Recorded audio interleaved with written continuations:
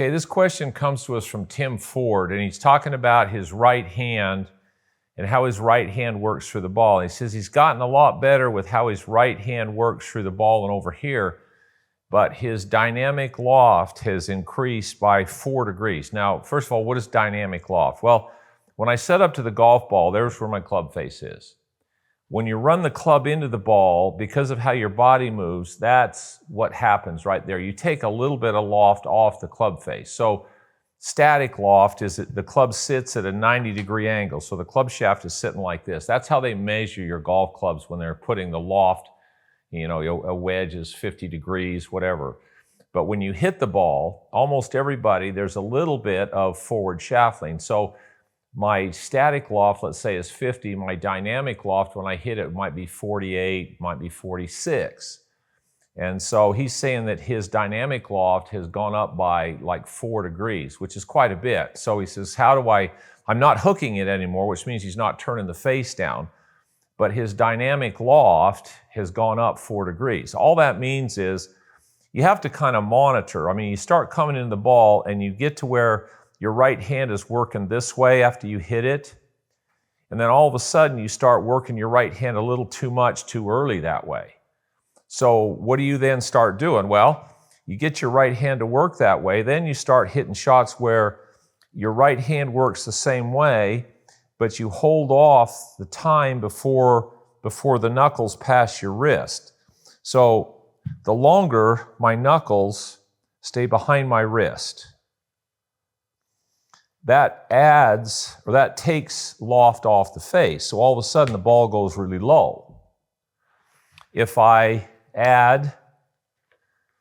knuckles catch up with my wrist, all of a sudden the ball starts getting in the air more. So it's just a matter of monitoring where my knuckles are relative to my wrist. Now what's interesting is once you start feeling that, it doesn't matter. I could hit it like this, where I've actually leaned the shaft backwards.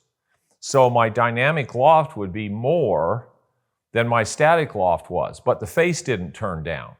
So now all I'm dealing with is what the trajectory of the ball goes on. That's why it was really good when I started, because I took a hold of the golf club, I took it back, the face was here, and when I came into the ball, I could hit it here, I could hit it there, I could hit it here. The ball still went straight, it just changed the trajectory the ball went on. So then I could just monitor where my right hand was, and that monitored this angle right here. But regardless of where I hit it, whether I hit it here, whether I hit it there, whether I hit it here, the ball went pretty straight. Now each one of those lofts, okay, is going to affect the distance the ball goes. Because what trajectory you hit the ball on, with the same club head speed, the ball is going to carry different distances.